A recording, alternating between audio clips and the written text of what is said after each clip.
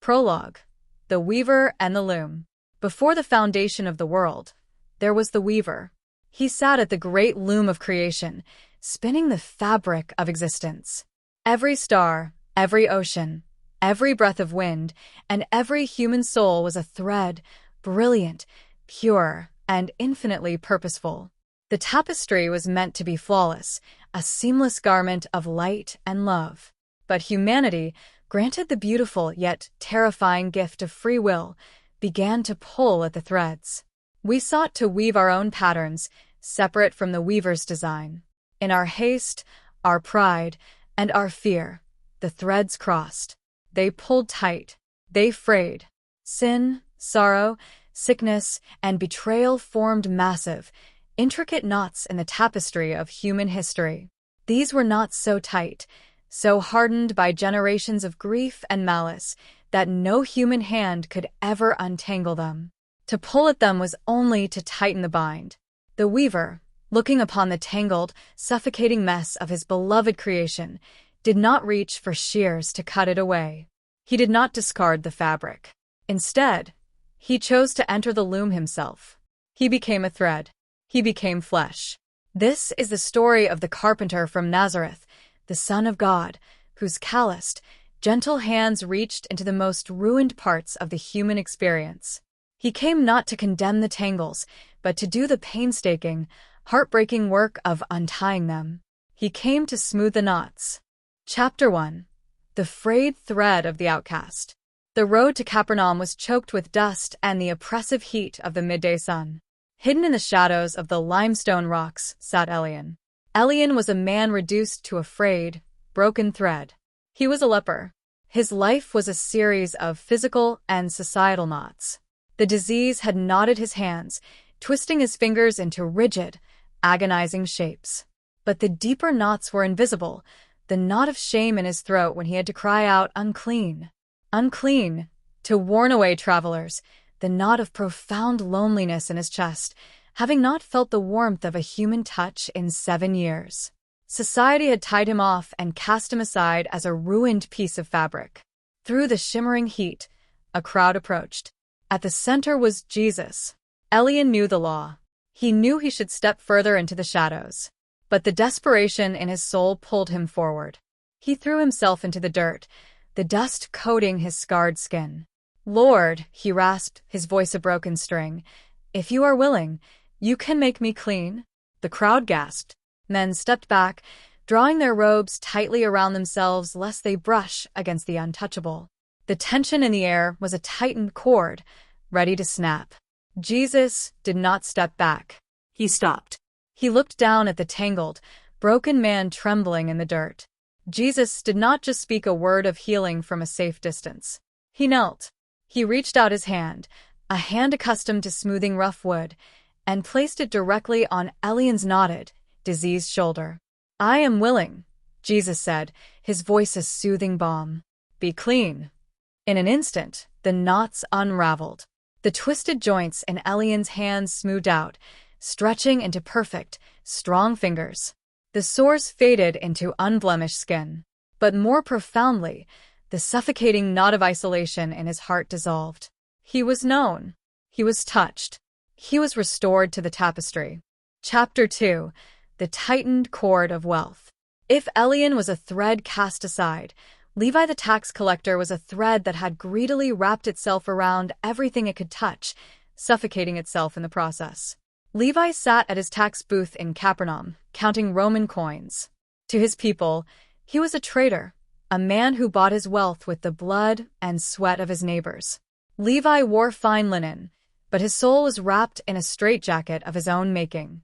Every coin he extorted tightened the knot of his isolation. He had wealth, but he had no brothers. He had a grand house, but no peace. The knot of greed had cut off the circulation of love in his heart. He saw the carpenter walking toward the toll booth. Levi braced himself for the usual sneer, the spit on the ground, the muttered curses he received from holy men. He tightened his emotional armor. Jesus stopped at the booth. He looked at Levi. There was no judgment in his eyes, only a deep, penetrating sorrow for the heavy chains the tax collector wore. Jesus saw past the ledger, past the Roman guards, past the betrayal. "Follow me," Jesus said simply. 2 words. They were the gentle tug needed to loosen a knot that had taken a lifetime to tie. The heavy, gold-threaded cord of Levi's wealth suddenly felt like exactly what it was, a chain. In a moment that defied all economic and worldly logic, Levi stood up. He left the ledger open. He left the silver on the table. As he walked away from the booth and fell in step behind the carpenter, the tight, suffocating knot in his chest released. He breathed deeply for the first time in years. He was no longer a parasite on the tapestry. He was Matthew, a disciple, woven into the very fabric of redemption. Chapter 3. The Tangled Web of the Mind. The Sea of Galilee was a mirror reflecting the twilight when they set sail.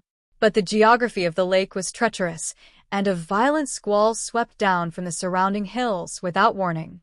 Within minutes, the serene water transformed into a chaotic fury. The waves crashed over the sides of the small fishing boat. The disciples, seasoned fishermen who knew the cruel temperament of the sea, were frantic. They pulled at the ropes of the sails, but the wind tangled the rigging. Everything was chaos. Panic, the most primal knot of the human mind, gripped them. They were entirely out of control, staring into the abyss of their own mortality. And where was Jesus? He was asleep in the stern, his head resting on a cushion.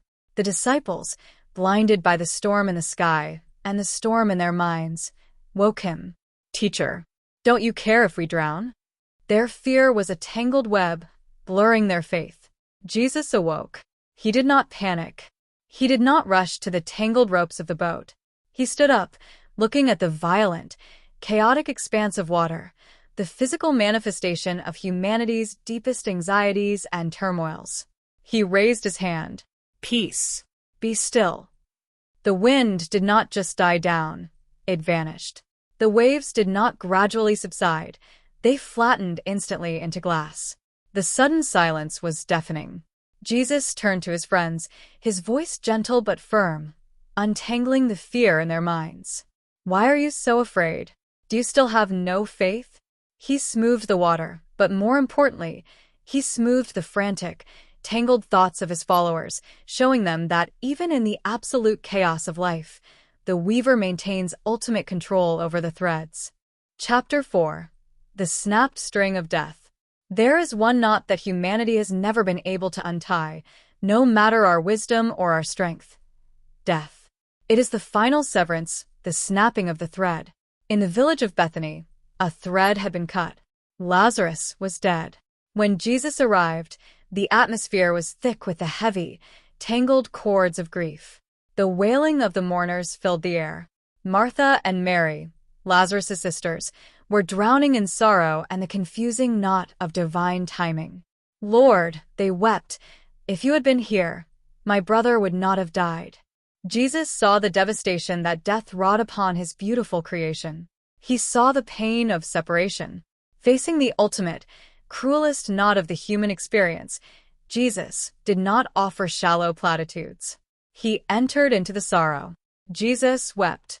His tears were the holy water that softened the rigid, hardened knot of human despair. But he did not stop at weeping. He approached the tomb. A heavy stone sealed it, a physical barrier representing the permanence of death. "Take away the stone," Jesus commanded. He looked up to heaven, affirming his oneness with the Father, and then called out with a loud voice, a voice that vibrated through the fabric of reality itself. "Lazarus, come out." From the darkness of the tomb, a figure emerged. Lazarus was alive, but he was bound hand and foot with linen strips, his face wrapped in a cloth. He was resurrected, yet still wearing the physical knots of the grave. Jesus looked at the crowd and delivered a command that echoes through the ages to all who are trapped by their past, their sins, or their grief. "Take off the grave clothes and let him go." Jesus had defeated the ultimate severing of death, proving that what seems like the end of the thread to humanity is simply a new beginning in the hands of the weaver. Chapter 5. The Great Untangling. Despite the healings, the teachings, and the miracles, the dark forces of the world conspired to tie the ultimate knot. The religious leaders, blinded by pride, and the Roman Empire, driven by power, wove a conspiracy to eliminate the carpenter. On a Thursday night in a quiet garden, Jesus felt the crushing weight of all humanity's knots pressing down upon him. The lust, the greed, the murder, the betrayal, the arrogance. Every frayed thread of human history was about to be laid on his shoulders. The pressure was so intense that he sweat drops of blood. Then came the betrayal. Judas, with a kiss, pulled the snare tight. They arrested him. They bound his hands with rough ropes, hands that had only ever healed and blessed. They wove a crown of thorns, a cruel, mocking knot of briars, and pressed it into his skull. They beat him until his flesh was torn and frayed like a ruined garment. Finally, they laid him on the rough wood of the cross. They drove iron nails through his wrists and feet, securing him to the timber. The world cheered, believing they had finally tied up the nuisance of this radical rabbi. They thought the cross was the end. But the cross was not a knot tied by men. It was the loom upon which God was weaving the ultimate salvation. As Jesus hung there, suspended between heaven and earth, he took every knot of sin into his own body. He absorbed the wrath, the brokenness, and the separation. With his final breath, he looked out at the tangled, weeping, mocking, broken world. "It is finished," he cried. At that exact moment, in the temple in Jerusalem, the massive curtain that separated humanity from the Holy of Holies, a thick, intricately woven veil, tore in two from top to bottom. The ultimate barrier was destroyed. The knot of separation between God and man was forever severed. 3 days later, the tomb was found empty. The linen burial cloths were lying there, neatly folded. The weaver had risen, leaving the knots of death behind in the dark. Epilogue: the seamless garment.